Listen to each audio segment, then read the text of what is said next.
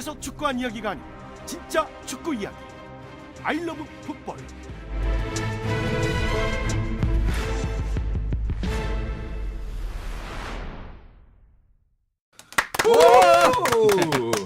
자, 아이러브 풋볼 12번째 이야기 챔피언스 리그 이야기 나눠봅니다. 이상윤 박문성 해설위원, 이설 평론가와 함께합니다. 안녕하세요. 안녕하세요. 안녕하세요. 자, 먼저 그 박문성 위원님께 네. 질문 하나가 들어왔습니다. 시작하면 훅 들어오는 건가요? 예, 바로 들어가겠습니다. 그 팟캐스트로 아이디 나의 살던 고향은 영등포님의 질문입니다. 알러풋 1화부터 재밌게 들으며 월요병 잘 극복하고 있습니다. 차기 시즌에 네. 타 방송사에서 영입 제안이 온다면 이적할 용의가 있다. 아니다. 의리를 지키면서 달순의 라이브로 가겠다. 택일 하신다면 어떤 것을 택하실지요? 해외 축구가 국내 안방에 중계된 후 박 위원님이 당연히 계셨는데 손흥민의 활약, 이강인의 성장에도 불구하고 박 위원님이 안 계셔서 부족한 느낌입니다. 예, 답을 좀 해주신다면요. 뭐라고 해야 돼 멋있지? 그래도 일단 시작을 하고 있으니까 달순의 라이브로 일단 지키겠습니다 자리를. 아, 예. 뭐 타 방송사 제의가 들어와도 나는 달순의 라이브를 지키겠다. 액수를 보고. 야, 고민하는데. 네. 아, 달순의 라이브 좀 시작을 했으니까. 네네. 네, 좀 많은 분들이 함께 해주시니까. 달순의 라이브가 뭐야? 그러니까 지금 아프리카. 예, 유튜브. 예, 예. 두 개 다 이름이죠. 뭐 워낙 잘 되시는 걸로 알고 있습니다. 어우, 대박이야. 예, 알겠습니다. 네. 금액을 보고 결정하겠다. 굉장히 멋있는 말이었습니다. 많은 분들께서 좀 안방에 돌아오시길 바라시는 분이 많은 것 같아요. 아니 제가 뭐 아프리카나 유튜브에서 하는 건 안방에서 못 보나 보죠? 안방에서 볼 수 있는데. 딱 그 축구 중계 말 그대로 그 TV를 통한 축구 중계를 좀 보고 전통 근데- 축구 중계. 근데 우리 상윤 형님도 지금 미리 저보다 한참 먼저 하셨지만 네. 보니까 이걸 하니까 예. 이 재미가 있어요.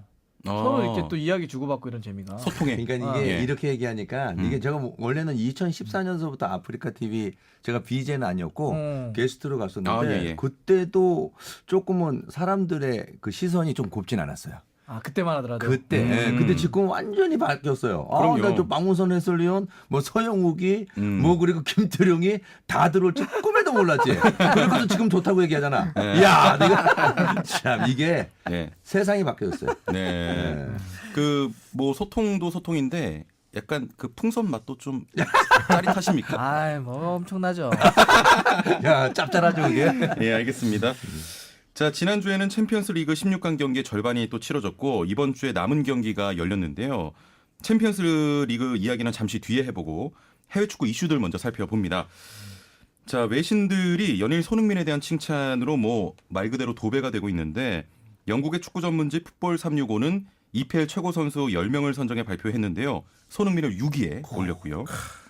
이제 하다하다 남아공 매체가 또 사커 라두마는 현재 EPL에서 포그바보다 뛰어난 선수는 없다. 단 손흥민 빼고. 이야. 예, 이런 기사를 쓰기도 했고 뭐 연일 칭찬 세례인데요. 대박이에요. 이런 가운데 토트넘이 손흥민에게 새 주급을 제시했습니다.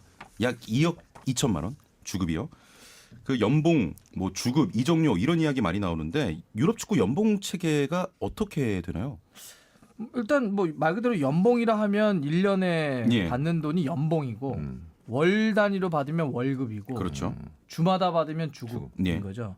근데 주급이라고 하는 것은 사실은 좀 영국 제도예요. 아, 그 영국의 이제 과거에 기사나 이렇게 그 영주? 영주가 밑에서 일하는 사람들을 품삯을 줄 거 아니에요. 예. 그걸 이제 주 단위로 지급을 해가지고 아. 이 주급이라고 하는 그 말이 남아 있는 건데 실제로는 프리미어리그 선수들이 주 단위로 월급을 받는 돈을 받는 건 아니에요. 예. 우리는 다 뭐 주급 얼마 이렇게 얘기하잖아요. 뭐 산체스가 얼마 받는다, 예, 예, 손흥민이 주급. 얼마 받는다 얘기하지만 그 문화가 있어서 표현을 주급이라고 하는 거지 실제 돈을 받는 건 월 단위로 받아요. 아, 그런가요? 네, 그러니까 만약에 예. 뭐 주급 만약에 5억을 받는다 그러면 뭐 일주일에 통장에 한 번씩 5억씩 들어오는 게 아니라 4주분해서 20억이 들어오는 거예요. 아. 근데 이게 문화가 있어서 그냥 주급으로 주급이라고 표현할 뿐. 뿐이지 실제로 예. 돈은 월 단위로 받습니다. 아, 그래서 그렇군요. 뭐 여기서 얘기하는 주급, 뭐 월급, 연봉, 이적료 이런 것들은 뭐 그냥 그 정도로 생각하시면 될 것 같고요. 예. 근데 여기서 이제 하나 딱은 뭐 저희 방송을 들으시는 분들은 다 아실 것 같긴 하는데 이적료는 기본적으로 선수가 받는 돈은 아니죠. 예. 나머지는 다 구단. 선수가 받는 거지만 예. 이적료는 어떤 선수의 소유권을 A라는 구단에서 B라는 구단으로 옮겨갈 때 구단들끼리 거래하는 거고 물론 저럴 수는 있습니다. 이적료가 그렇게 구단들이 주고받는 돈이지만 그 정도의 얼마를 뭐 이정료나 에이전트나 선수에게 뭐 한다 이런 조건은 달 수는 있지만 예. 기본은 구단 대 구단. 예. 나머지는 뭐 선수에 관련된 돈들이고요. 뭐 주급도 주급인데 이정료 자체로 선수의 가치를 또 평가하기도 하잖아요. 그럼요. 예. 이적 시장에서 이정료가 얼마? 예를 들어서 지금 뭐 메시는 뭐 이적을 한 적이 없지만 예. 나이가 있어도 여전히 메시는 뭐 이적 시장의 가치가 얼마다 이런 얘기가 계속 나오잖아요. 현재도 지금 한 3천억에서 4천억 얘기가 나오고 있으니까 대단합니다. 네. 예. K리그는 뭐 주급 개념이 없죠. 연봉인가요? 연봉이죠. 예. 연봉이고 저희가 2015년서부터 그 선수들 받는 그 연봉 있잖아요. 예, 예. 그것을 공표를 했어요. 이거 공개하죠. 공개를 아, 했죠. 공개를 예. 하게 됐고 지금도 보면 어쨌든 연봉이 있고요. 또 출전 수당 있고 뭐 승리 수당 있고. 그러니까 옵션마다 우리 예전에보다 더 많이 또 세부적이도 있고, 세부적으로 뭐 그렇게 추가 되는 사항도 거예요. 많고. 추가 사항도 많고. 예. 그러다 보니까 지금 선수들 정말 대박인 것 같고요. 예, 예. 일단은 손흥민 선수가 그 지금 주급이라고 했잖아요. 예. 2억 2천 받아서 되겠어요? 산체스도 7억인데 한 8억은 받아야죠. 아니, 위원님 뛰실 때는 뭐 승리 수당 이런 게 있었나요? 승리 수당이 있었고요. 출전 수당 뭐 이런 그리고 거. 연봉해서 달에 그렇게 월급을 받았고요. 예. 그러니까 승리 수당 그리고 저희는 그냥 출전 수당은 저희가 처음에 갔을 때는 그런 게 없었고 조금씩 지나가면서 이게 변화가 있더라고요. 그러니까 그 외국 같은 경우는 다들 대리인들 있잖아요. 에이전트. 예. 그 에이전트가 활성화가 되면서 그러니까 선수가 가질 수 있는 어떤 그 조금 불이익 받을 수 있는 것들을 조금 해소해 주는 것 같아요. 그렇죠. 권리를 찾아주는 거죠. 권리를 예. 찾아주죠. 우리 때는 정말 그 구단하고 계약하러 제가 본인이 직접 가요. 예. 구단에서 너 이거 이만큼 줄 테니까 계약해. 그럼 싫어요. 그러면요. 그럼 너 하지 마. 아. 그랬어. 그러면 진짜 축구 못하는 줄 알았어요. 예, 예. 그러니까 모르니까 예, 예. 모르죠. 정말 몰라서 나는 이 팀 아니면 다른 팀에서 날 데려가지 않겠다라는 생각이 드는 거예요. 그래서 할 수 없이 사인했어요. 그 회사 쪽에서 요구하는 사항 그대로 받아들이고. 그렇죠. 그럼 어떻게 보면 에이전트가 등장하고 활성화된 게 갑질이라고 표현하기 좀 그럴까요? 그러니까 아무튼, 이거 예. 조금은 선수 그 대변을 해주는 거잖아요. 그래서 권리를 찾아주는 게 저는 되게 좋다고 생각해요. 예. 예를 들면 일반 회사라고 생각하면 노동조합 같은 게 있어서 뭐 단체 협약을 한다든지 일하는 사람들의 어떤 것들을 할 수 있는데 프로축구나 프로야구 선수들, 그러니까 운동선수들 같은 경우는 완전히 개별적 계약이었어요 과거에는. 그러니까 사실은 자기의 연봉이나 자기의 몸값을 자기가 막 계산해가지고 구단과 협상한다. 이건 정말 쉽지 그렇죠. 않은 일이고 예. 운동선수는 특히나 그냥 운동에만 전념하면 되니까. 그래서 그런 것들을 외국은 이제 철저하게 에이전트가 했었는데 형님 저거 우리도 한 2000년제 들어오면서부터 2002년서부터 맞아요. 그때가 정말 활성화됐고 그러니까 예. 이게 확 나눠졌어요. 만약에 예. 내가 만약에 지금 선수였다면 에이전트 있었다면 다 죽었죠. 왜 또 예. 죽어요? 한 10억은 넘게 갔죠. 그랬으면 정말 지금 운동하는 선수들은 되게 좋은 여건과 환경에서 하는 것 같아요. 그럼요. 최고인 것 같아요. 또 힘든 여건 속에서 이렇게 하셨기 때문에 또 레전드로 또 레전드 하면 뭐 하냐고요. 알겠습니다. 맨유의 골키퍼 이 데헤아 같은 경우는 이번에 맨유가 주급을 5억을 제시했다고 하는데 손흥민의 3배가 됩니다. 네. 손흥민의 주급이 좀 적은 편인가요? 일단 그 스포트랙닷컴이라고 그 국제 스포츠 연맹 체계를 연봉 체계를 관리하는 사이트가 있어요. 아 예. 거기에 따르면은 현재 손흥민 선수가 받는 주급이 14만 파운드. 우리나라 돈으로 2억 500만 원 정도 됩니다. 예, 예. 이게 토트넘에서는 해리 케인, 델레 알리에 이어서 3위 정도 되는 기록이고요. 예. 프리미어리그 전체로 치면은 20위권 초반대, 그러니까 한 네네. 20위에서 23위권 이 정도라고 보시면 돼요. 그러니까 토트넘 주급 체계나 그쪽이 좀 짜다고 유명하잖아요. 예. 그런 거를 좀 고려를 한다면 상당히 순위는 높은 편이다. 네, 그렇게 볼 수가 있죠. 아 그렇군요. 네. 이 토트넘 구단이 이 돈에 좀 인색하다 이런 이야기도 있는데 맞나요? 네, 인사키요. 그러니까 거기 그 회장이 데니얼 레비라고 하는 예. 회장인데 이 친구가 그 캠브리지에서 그 경제학 전공한 친구예요. 그래서 잉글랜드 뭐 다른 유럽도 그러겠지만 잉글랜드 프리미어리그만 딱 한정내서 놓고 보면 딱 이렇게 나눠져요.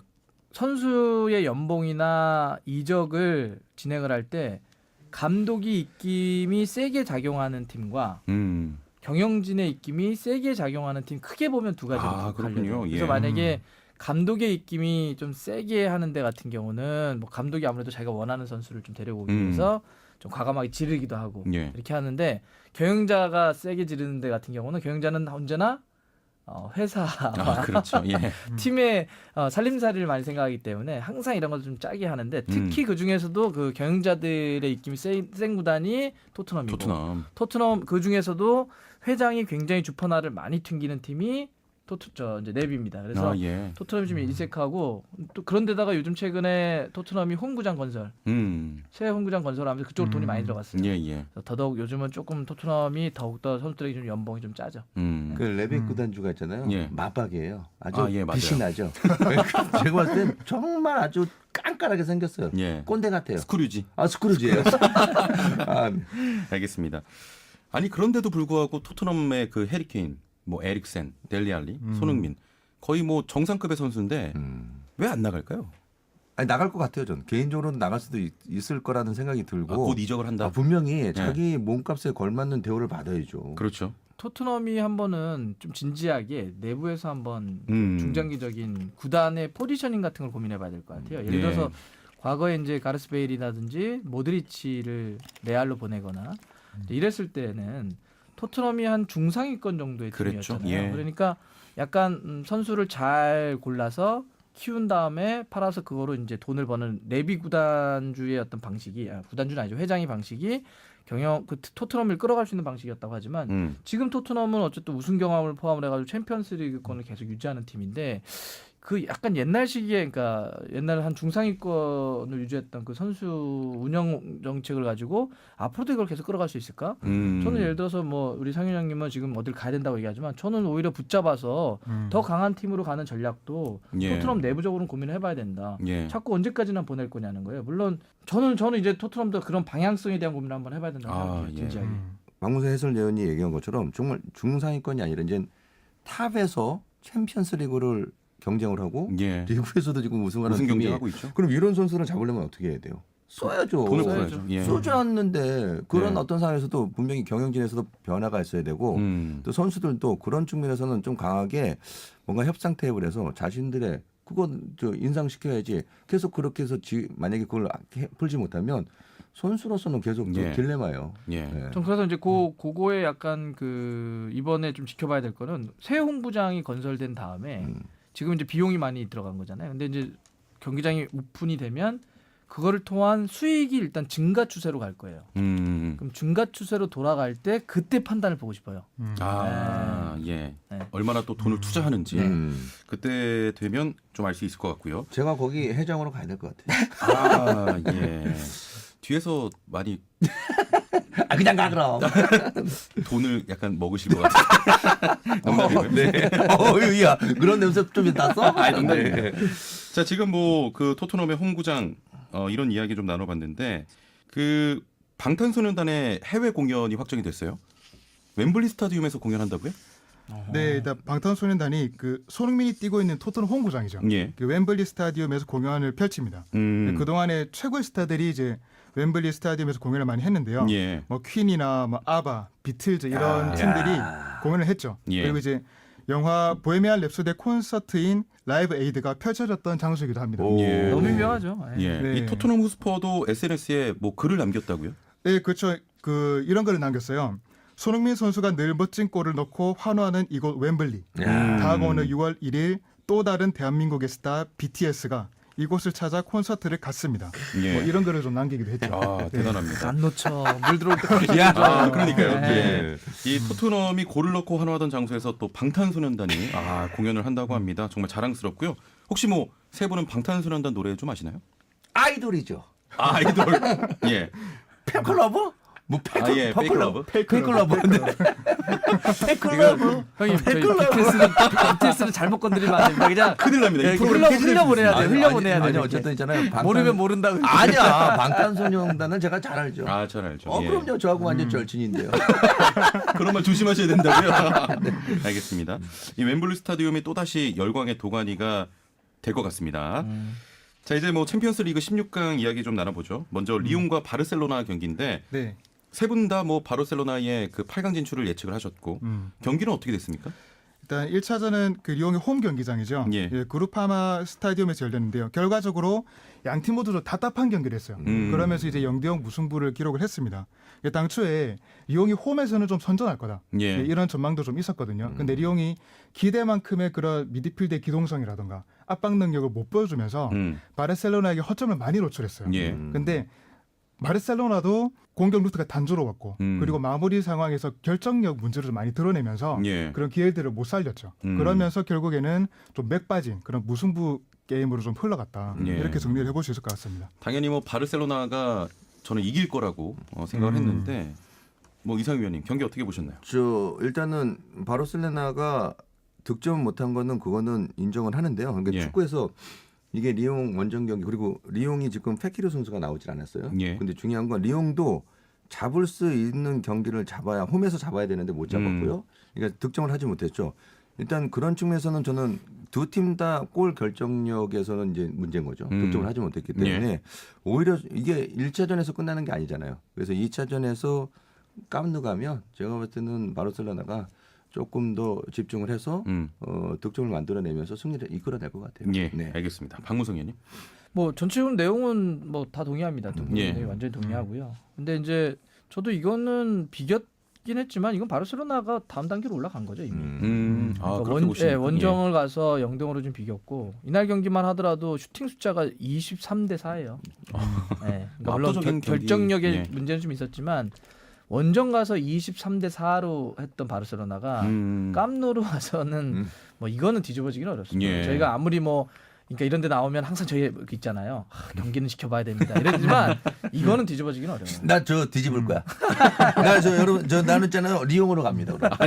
리옹이 이기겠습니다. 위원님 보면 특징이 남이 이렇게 한 거를 그대로 가기 난 싫어하는. 수능 싫어. 이런 건 재미가 없잖아. 네. 알겠습니다.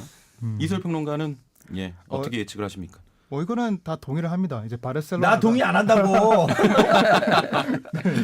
뭐 최근에 보면 그 바르셀로나가 리그나 이런 경기에서 좀 고전하고 있어요, 사실. 예. 뭐 챔스뿐만 아니라 그 이유가 크게 한 두 가지 정도가 있는데 상대가 압박을 강하게 들어왔을 때 그 속에서 볼을 지켜낼 수 있는 미드필드 숫자가 부족하다 이런 지적이 많고요. 예. 그리고 공격에서 수비로 전환하는 속도가 많이 늦다, 기동성이 떨어진다 이런 평가들이 많습니다. 그래서 리옹이 그 미드필드의 기동성이 좋고 속도가 좋은 팀이에요. 그래가지고 1차전은 이길 거라고 봤는데 이길 거라는 전망도 있었어요. 그런데도 이제 못 이겼죠. 근데 중요한 거는 이제 방금 전에 말했던 바르셀로나의 문제점들을 이제 상당부 완화시켜줄 수 있는 그 아르투르 멜로라는 키플레이어가 있어요. 예, 예. 그 선수가 이제 부상해서 돌아오면은 완전체가 됩니다. 아르투르가 있는 바르셀로나와 없는 바르셀로나의 차이가 많이 나요. 이제 캄프누에서는 좀 더 완전체에 가까운 바르셀로나가 완성이 될 것이고 그 캄프누에서 좀 더 이제 바르셀로나 축구 이런 것이다 이런 거 한번 보여줄 것 같아요. 네. 그러면 뭐 박무성 위원님과 이설 평론가는 바르셀로나를 바르셀로나 그리고 나의 독고다이. 나의 친정팀이죠. 예. 프랑스. 프랑스 맞아요. 예. 프랑스죠, 네. 예. 친정팀. 친정팀은 뭡니까 근데? 친정팀이죠. 프랑스 쪽은 다 친정이죠. 알겠습니다. 자, 다음 경기는 아틀레티코 마드리드와 유벤투스의 경기입니다. 다소 좀 개인적으로는 충격적인 결과가 아니었나 이런 생각도 드는데 아틀레티코 마드리드가 승리했죠? 네, 뭐 1차전은 아틀레티코 마드리드 홈 경기장인 그 완다 메트로폴리타노에서 열렸는데요. 예. 이 경기에서는 이제 그 센터백인 고딘 선수, 히메네스 그리고 공격수 그리즈만 선수가 맹활약을 했던 아틀레티코 마드리드가 완벽한 경기 운영을 펼쳤어요. 예. 그러면서 이제 호날두가 이끄는 유벤투스를 2대0으로 만파했습니다. 예. 네. 그 호날두죠? 네네네. 호날두가 등장하자마자 AT 마드리드 팬들이 야유를 퍼붓기도 했는데 네. 호날두가 손가락 5개를 폈다고 합니다. 이게 어떤 의미입니까? 네, 뭐 경기 들어가자마자부터 이제 아틀레티코 마드리드 팬들이 계속 이제 야유를 퍼부었고 거기에 대해서 이제 5손가락을 펴면서 이제 응수를 했죠. 그 뜻이 뭐냐면 나는 챔피언에 5번 오른 사람이다. 니들은 뭐 했냐? 네, 그런 뜻입니다. 야유에 대한 그렇죠. 완벽한 반박이네요. 네, 그렇죠. 예. 그때 이거 두고 사실 굉장히 많은 말이 있었어요. 왜냐하면 현지 중계진도 바로 보여줬었거든요. 예. 저도 그걸 보고 뭐지 저게? 그때 이제 막 사람들도 막 드립이 쏟아지는 거예요. 저게 뭐 욕이다 유럽에 가면. 뭐 검증이 안 되잖아요. 욕이다. 뭐 누구는 뭐 나는 무슨 뭐 달리기가 뭐다 뭐 반칙을 5번 했다 뭐 이게 무슨 소리? 그때 나중에 이제 이게 나오더라고요. 예. 자, 이 경기 박무성 의원님 어떻게 보셨습니까? 진짜 이 우리가 뭐 아틀레티코 마드리드를 줄여서 ATM 혹은 꼬마라고 불리는데 참 정말 숨막히게 수비 잘한다. 정말 미치도록 수비를 잘하더라고요. 그리고 이 축구를 지금 시메오네 감독 체제에서 참 오랫동안 해왔잖아요. 맞아요. 예. 몇 명의 선수들은 왔다 갔다 나오기도 했었지만, 가비 같은 선수들이 빠져나가기도 했지만, 코케나 사울 같은 선수들이 여전히 중심이고, 그리즈만도 앞에 있고. 근데 진짜 고딘과 히메네스라고 하는 또 최고의 조합도 있고, 이 팀을 상대로 해서 골을 넣는 팀은 도대체 뭐야라는 싶을 정도로 정말 무지막지한 수비를 보여주더라고요. 예. 그래서 이날 경기 이제 유벤투스 같은 경우가 약간 그 4-3-1-2 같은 걸 놓으면서 만주키치하고 호날두 밑에 디발라 놓고 막 어쨌든 해보려고는 뭐 이것저것 아이디어는 막 내봤는데 틈이 없더라고요. 그러다가 이제 나중에 한 70분 정도 버티다가 세트피스 딱 두 방으로 프리킹 하나 코너킥 하나로 그냥 센터백들이 골 딱 넣고 그냥 경기 끝 그러더라고요. 진짜. 그러니까 우리가 막 어떤 축구는 뭐 예를 들어서 뭐 맨시티나 리버풀처럼 막 공격적으로 싸워서 막 이런 팀들도 그게 축구의 묘미지만 정말 이렇게 그냥 숨도 못 쉬게 만든 다음에 한두 번 딱 기회 왔을 때 그냥 골 넣고 끝 경기 끝났어 끝 이렇게 버리는 팀들도 진짜 대단하다 이 팀. 뭐 개인적으로 제가 굉장히 좋아하는 팀입니다. 이런 축구. ATM. 이런 저도 저 주위에 그런 분들이 있어요. 예를 들면 약간 전통적 클래식한 이탈리아 축구를 좋아하시는 분들이 있어요. 그게 진짜 축구답대요. 그러니까 막 진짜 싸우고 부닥치고 이래야지 막 너무 그냥 아기자기하게 패스아웃하면 좀 짜증 난다는 분들도 계세요. 주위에 그런 분들도 계세요. 그래서 이런 발언이 굉장히 좀 위험할 수 있겠지만 그 티키타카 축구는 저는 별로 안 좋아해요. 그러니까 이게 되게 갈리더라고요. 맞아. 선호니까. 선호도니까. 맞아요. 자, 축구 못하는 사람들이 그렇게 얘기해요. 그러면 뭐 AT 마드리드가 올라갈 확률이 뭐 엄청나겠죠? 뭐 사실 높죠. 이제 뭐 알레그리 감독이 역전의 명수다 이런 말도 있고 그리고 이런 토너먼트에서 2차전에 판을 잘 짜가지고 역전 되게 잘해요. 2차전 이런 지고 있는 승부에서도 잘 따라가고 역전까지 하는 승부를 잘하거든요. 그런 명장이기도 하고 그리고 호날두 선수가 챔피언스리그에 되게 강하잖아요. 그런 부분이 있기는 하지만 두 골 차가 뒤집어지기는 좀 힘들 것 같아요. 스코어 차이도 스코어 차이지만 경기를 보면 미드필드에서 경기력 능력 차이가 난다는 게 확실히 보였어요. 유벤투스가 이번에 그 세리아 A에서 무패도 하고 있고 그렇게 하지만 이 팀이 계속 미드필드 쪽에 문제가 많았거든요. 경기 내용이 하위권처럼 축구한다. 그런 부분 때문에 토너먼트 이번에 상위권까지 올라가기 힘들 것이다 이런 전망이 많았는데 그런 문제가 지금 좀 튀어나오는 것 같습니다. 그래서 이 두 번째 경기에서 물론 호날두 매직이 터진다. 뭐 이렇게 되면 또 어떻게 될지 모르겠지만 전체적으로 보면은 AT 마드리드가 좀 무난하게 올라갈 것이다. 이렇게 좀 예상을 해보고 있습니다. 박문성 의원님. 이걸 무난하다고까지 봐요? 저는 무난하다고까지는 안 보는데 확률을 따지면 이건 당연히 ATM이 좀 높죠. 그런데 이게 참 챔피언스리그가 재미난 게 이게 홈앤드 어웨이라고 하는 제도인데 1대0과 2대0은 충분히 뒤집어질 수 있는 스코어예요. 특히 이제 진 팀의 홈에서 2차전이 열리게 되면 물론 이제 ATM이 워낙 아까도 했지만 숨막히는 수비를 하니까 두 골 쉽지는 않겠다는 생각이 들지만 저는 무난하다고 보기는 조금 어렵다고 봐요. 예를 들어서 한 70분 안에 유벤투스 하나 정도를 넣는다면 나머지 20분 안에 한 골 싸우면 되니까 그다음 막 약간 좀 밸런스 무너뜨려가지고 싸우면 좀 모를 거라 보는데 물론 저한테 이게 확률을 따지면 한 6대4로 당연히 A팀이 좀 높긴 한데 그렇게까지 이건 사실상 끝났습니다. 아까 바르셀로나 같은 경우는 제가 그냥 끝났다고 얘기했지만 이 경기는 저는 그렇게까지는 좀 보진 않습니다. 그렇군요. 위원님요? 저는 그냥 유벤투스 갑니다. 그러니까 홈그라운드의 이점을 팍 살립니다. 역전할 것이다. 분명히 1대0, 2대0 승부를 예측할 수 없고 그리고 지금 시메오네 감독의 이 꼬마가 분명히 승기는 잡았어요. 근데 저는 대역전의 드라마 펼칠 수 있다고 생각합니다. 이게 저 분위기적으로 그러니까 제가 그 감이라는 게 있잖아요. 분명히 이건 어려워요. 근데 느낌 자체는 분명히 이렇게 호락호락 쉽게 갈 경기도 아니고 뭐 쉽게 생각할 경기는 아니지만 충분히 저는 뒤집을 수 있다고 생각해요. 그렇군요. 여기서 몇 가지 더 얘기하고 싶긴 한데 이런 막 얘기 많이 했다가 결국 이제 그냥 코마가 이기면 괜히 얘기한 게 나중에 다 모든 게 다 쏟아지니까 그만 얘기했네. 몇 가지 얘기하고 싶은 거긴 있는데. 뭐 한 가지만 좀 말씀해 주시죠. 그러니까 이제 뭐냐면 그 유벤투스가 원정을 갔을 때 전 이 경기를 보면서 굉장히 조심스럽게 하더라고요. 그러니까 전반전에 예를 들어서 마투이디 같은 그 롤은 유벤투스 카드에서는 그 하프윙이라고 그래가지고 마투이디가 공격적으로도 이렇게 올라갔다가 이걸 해야 되는데 후반전에 조금 했지만은 거의 이날 경기도 처음에는 사실 이게 사실 뭐 세트피스 2방 맞으면 어쩔 수 없는 거잖아요. 유벤투스도 굉장히 조심했어요. 0대0으로 끝나고 홈으로 2차전 가면 이긴다고 판단했던 것 같아요. 굉장히 조심스럽게 갔는데 예. 결국 이제 마지막에 헤딩 2개, 세트피스 2방으로 좀 무너진 건데 홈에 가서는 이렇게 안 싸울 거예요. 그렇게 1차전하고 똑같이 싸우지 않을 거예요. 네. 좀 그러니까 그거는 좀 변수가 된다. 그럼 예. 어디가 이긴다는 거야? 어느 쪽이야? 이 경기는 진짜 몰라요.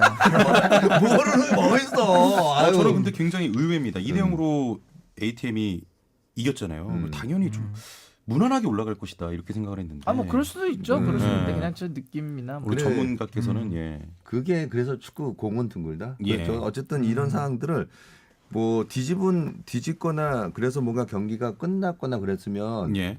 지금 시메온의 이 A팀이 유리해요. 정말 유리해요. 유리한 건 뭐 그거 맞는 거죠. 부정할 예. 수는 없어요. 부정할 수 없는데 분명히 이게 또 뒤집을 수 있는 게 축구라기 때문에 그렇죠.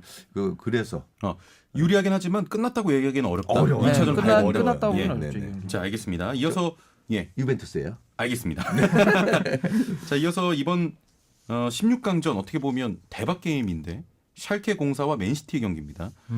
세 분 모두 뭐 맨시티의 8강 진출을 예상했는데 경기 정말 치열했죠. 네, 일단 좀 대단한 경기였죠. 그리고 이제 경기에서 제일 재밌다고 할 수 있는 펠레 스코어가 나왔고 예. 그리고 3대2 승부가 나온 거죠. 사실상. 골도 많이 나왔고 그리고 샬케의 테데스코 감독 그리고 이제 맨시티의 펩 과르디올라 감독의 전술 싸움도 예. 되게 좀 볼만했던 경기라고 보고 있습니다. 음. 결과는 이제 원정팀인 맨시티가 3대2로 역전승을 거뒀죠. 예. 연장에서 3골을 넣으면서 이겼기 때문에 사실 어떻게 보면은 그 유리한 고지를 선점했다. 그렇게 볼 수 있을 것 같습니다. 예.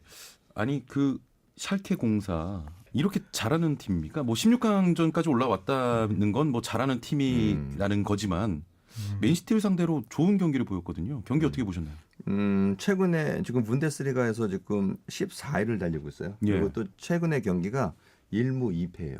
예. 그러니까 경기에서 승리를 하지 못했어요. 음. 경기는 정말 잘했고 오늘 이 샬케가 페데스코 감독이 5백을 썼거든요. 예. 수비적으로 나오면서 뭔가 결과적으로 봤을 때는 어쨌든 정말 세트피스라든지 아니면 공격수의 그 능력에 의해서 상대와 한 번씩 붙어져서 싸울 수 있는 공격수죠. 예. 그래서 뭐 진짜 페널티킥 전반전에 2개만 얻었잖아요. 음흠. 그러니까 그런 쯤에서 뭔가 역습을 통해서 골을 만들어내고자 했는데 그게 현실이 됐어요. 예. 먼저 실점을 했지만 나름대로 준비는 잘했는데 일단 맨시티가 이 뒷심이 상당히 강해졌어요. 예, 예, 예. 그러니까 프리미어리그에서 레스터와 뭐 크리스탈 팰리스, 뉴캐슬에게 먼저 골은 넣었는데 다 실점을 해서 뒷심 부족으로 무너졌어요. 예. 근데 이 팀이 분명히 이 상황에서 뒤집어졌는데 이것을 다시 엎어서 거기다가 또 오타멘디가 경고 누적 퇴장을 당했잖아요. 그럼에도 불구하고 또 사네가 들어오면서 완벽하게 뭐 프리킥 그건 대박골이었고요. 예, 예. 야 스털링까지 골을 만들어내는데 이 팀이 좀 강해졌다. 뒷심이 강해졌다는 그런 느낌을 받으면서 예. 역시 맨시티다 그런 생각을 했습니다. 네. 박문석 의원님. 저는 조금 다른데요. 그러니까 역시 맨시티다라기보다는 맨시티도 고민이 많아졌구나 이런 느낌인데, 그러니까 일단은 이날 경기는 물론 그 테데스코 감독이라고 하는 감독이 분데스리가가 전체적으로 그 나겔스만을 포함해서 굉장히 젊은 지도자들이 많이 들어와 있어요. 33살의 감독입니다. 33살. 네, 굉장히 젊죠. 예. 뭐 나겔스만 감독 같은 경우는 20대 후반에 감독을 했으니까요. 시작을 했으니까. 그래서 이렇게 젊은 지도자들이 굉장히 실험적이고 전술적으로 나와서 분데스리가에 바람을 일으키고 있는데 그중에 이제 한 팀이에요. 그래서 예. 이렇게 샬키가 그런 의미에서 잘 준비하고 나온 것도 일단 1차적으로 칭찬. 근데 두 번째, 사실은 이 경기는 맨시티가 갖고 있는 고민들이 드러난 경기예요. 네.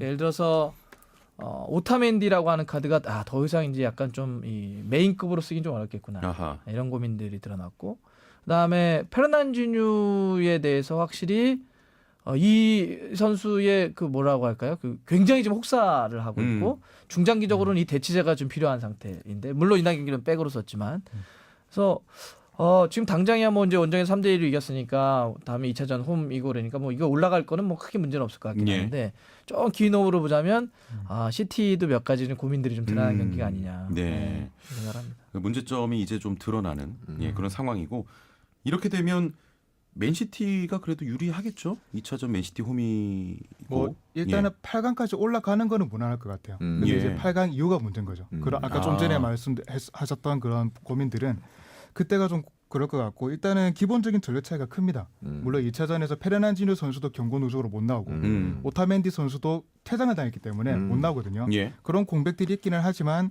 기본적인 전력 차이가 있고요. 그리고 샬케 같은 경우는 원정골을 많이 얻어맞았기 때문에 일단 2골 이상은 넣어야 돼요. 그렇기 때문에 그런 부담을 안고 경기를 해야 된다는 점 이런 부분들을 좀 종합적으로 고려를 해보면 맨시티가 그래도 8강까지 올라갈 것이다. 예, 거기에 대해서는 별로 이견이 없을 것 같습니다. 예.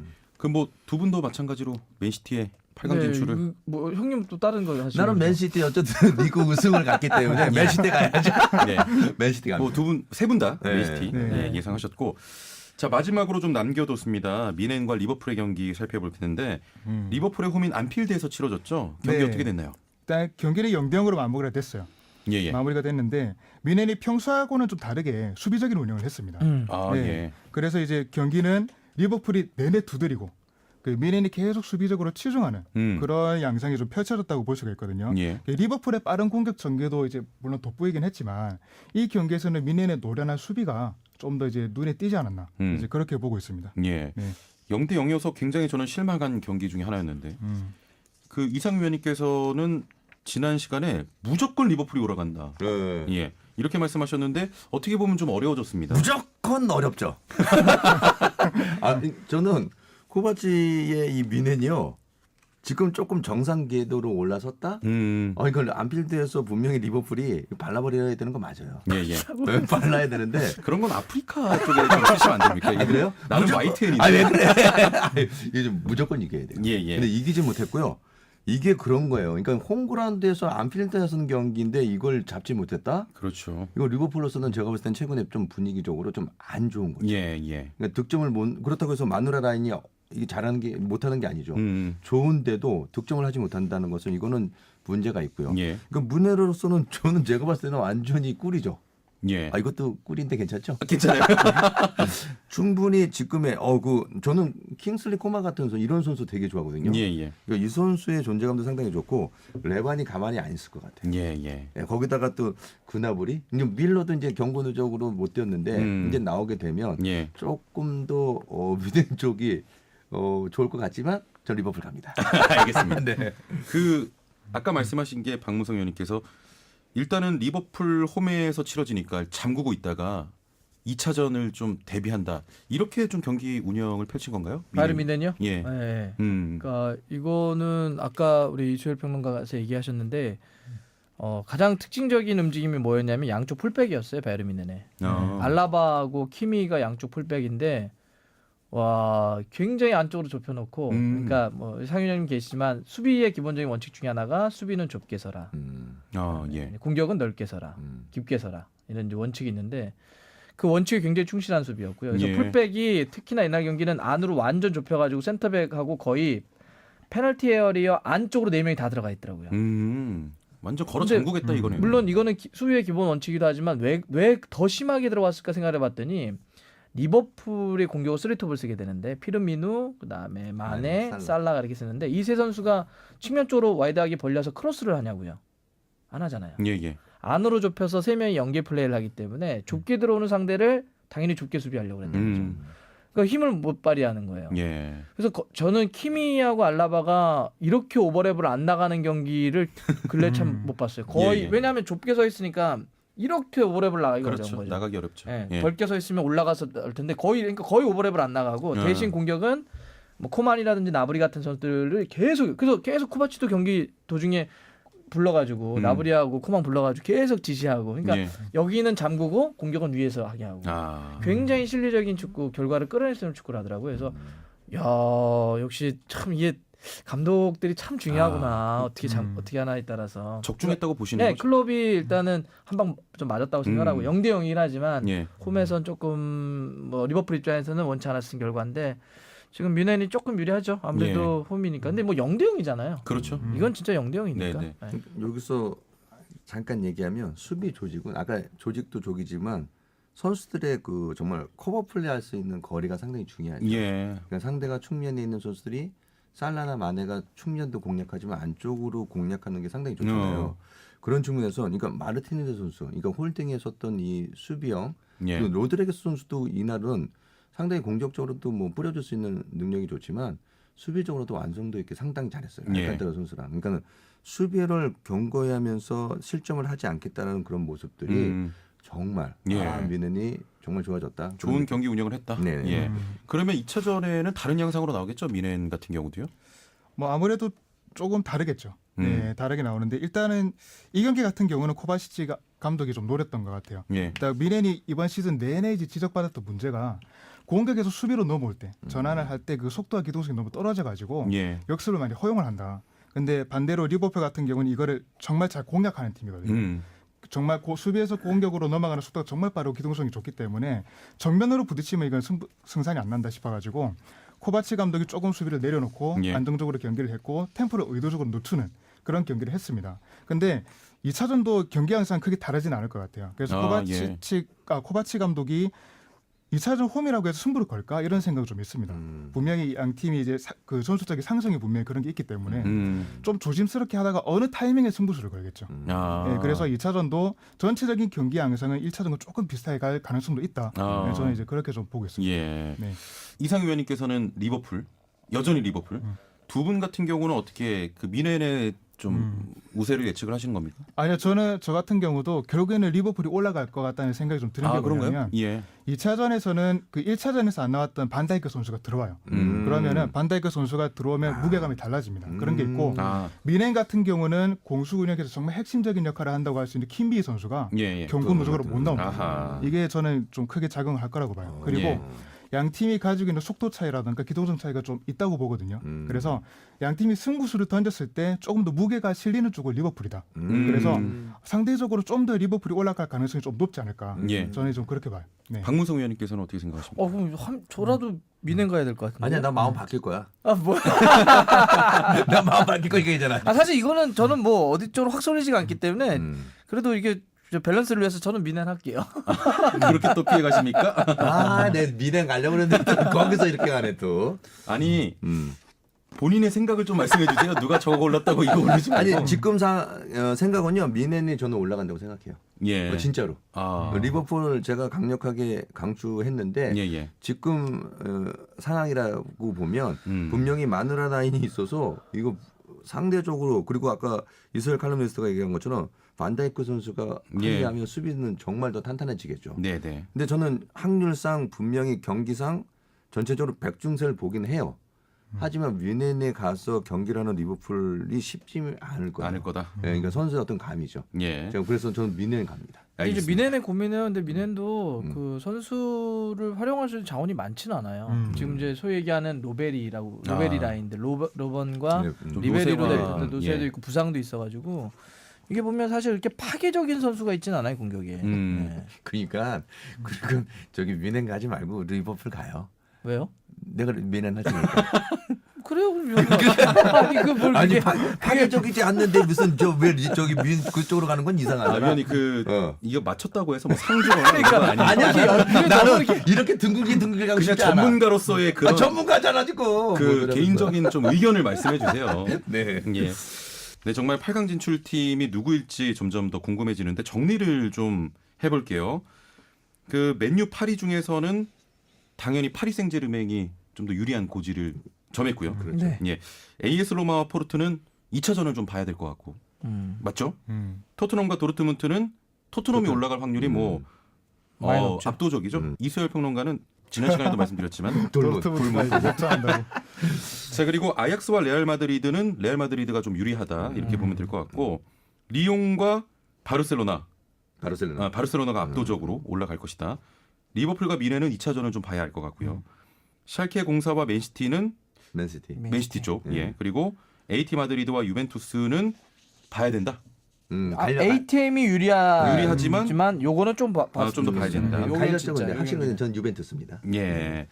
자, 그러면 일단은 파리, 토트넘, 레알 마드리드, 맨시티 요 네 팀은 거의 좀 유리하다고 보면 되고, 나머지 네 팀은 2차전을 좀 봐야 할 것 같은. 예. 자, 이렇게 정리를 해보겠습니다. 자, 오늘은 챔피언스 리그 16강 1차전 경기를 살펴봤습니다. 역시 뭐 챔스 너무 재밌네요. 네. 예. 최고의 콘텐츠죠 사실 축구만 놓고 봤을 때는. 예. 자 이제 시간대가 좀 안 좋아서 그렇지. 밤을 새야 되는 마무리할 시간입니다. 아니 근데 제가 어저께인가 뭐 이렇게 하다 보니까 예. 저희 이 아이러브 풋볼의 안방마님이잖아요. 예. 최영진 아나운서가 무슨 오전에 시사 프로그램 맡으셨다고. 예. 근데 제가 축하드려야 좀 될것 맡게 같아요. 됐어요. 네. 감사합니다. 감사합니다. 예. 역시 근데 이게 시사 프로그램은 되게 이렇게 그 중요한 거 아닙니까? 중요하죠. 간판 이런 분들이 하는 거 아니에요? 몇은 간판이 아닙니다. 아니, 굉장히 뭐 위험한 예를 들어서 발언이에요. 옆 예. 동네 손석기 사장님 뭐 이런 분들이 많이 하는 거잖아요. 옆 간판이에요. 동네 뭐 김호준 이런 사람들이 하는 거잖아요. 제가 지금 하고 싶은 말이 많은데 좀 참아야 될 것 같습니다. 굉장히 위험한 요소가 있어서. 예. 일단은 뭐 프로그램명은요. 오뉴스. 오. 오뉴스. 야, 이게 뭐야? 오. 프로그램이 뭐야 이게? 왜 그러세요? 이게 뭐야? 아직 런칭도 안 했는데 매일 아침 9시 10분 예, 뉴스도 매일 하는 거예요? 데일리? 예, 데일리 와. 전해드리고요. 또 재무, 뭐 건강, 자동차 예. 이런 등의 상담이 준비되어 있습니다. 아. 애청자분들의 많은 청취 부탁드립니다. 야. 또 이렇게 홍보할 시간을 주시네요. 감사합니다. 네. 그 3월 8일 금요일에 네. 박문성 위원도 나오십니다. 아, 이거예요? 저를 지금 했던 게? 예. 아, 좀 다른 데인 줄 야, 알고. 근데 왜 나는 안 부르는 거야? 이게 또 좀 비하인드 스토리가 있는데 아 그래요? 그거는 삐지지 마시고 차후에 말씀을 드리겠습니다. 네네. 예. 그 박무성 위원님과 함께 할 건데 저야 좋죠. 예. 사실 뭐 저를 불러주셔도 좋고. 그때 예. 장르 구분 없이 모든 상담을 다 할 거예요. 아. 문자 오는 대로. 그러니까 저에게 많은 분들이 물어보시는 걸 제가 답한다고요? 네, 답한 건데 보통 인생 상담이 될 수 있고요. 갑자기 시사 프로에서 자, 좋죠. 오뉴스 많이 들어주시길 바랍니다. 다시 한번 많은 사랑 부탁드립니다. 오 뉴스입니다. 감사합니다. 이상현 박문성 해설위원 이수열 평론가와 함께했습니다. 손흥민과 방탄소년단 영원하라! 영원하라! 영원하라.